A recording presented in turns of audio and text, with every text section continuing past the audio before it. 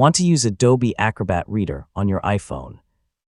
In this tutorial, I'll show you how to open PDF files, navigate documents, and use the app's most useful features for reading, commenting, signing, and sharing PDFs. Let's get started. First, tap the Adobe Acrobat Reader app on your iPhone. When it opens, you'll see the home screen where you can access recent documents, browse local files, or connect to cloud storage services. Tap Files or Browse, then locate the PDF you want to open. You can access documents stored in the Files app, iCloud Drive, email attachments, or supported cloud storage services.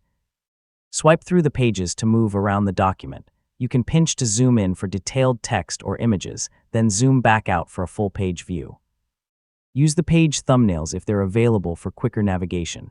Tap the toolbar to access useful features like search, highlighting, comments, fill and sign, and document sharing. Some advanced editing tools are available only with an Adobe Acrobat Premium subscription. Your supported edits are usually saved automatically, or you can save the document manually if prompted.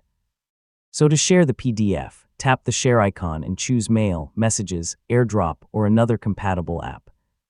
If you sign in with your Adobe account, you can sync supported files and preferences across your iPhone, iPad, and desktop devices. This makes it easy to continue working wherever you are.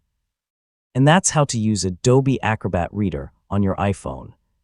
Whether you're reviewing contracts, completing forms, or reading documents on the go, the app gives you quick access to the PDF tools you need.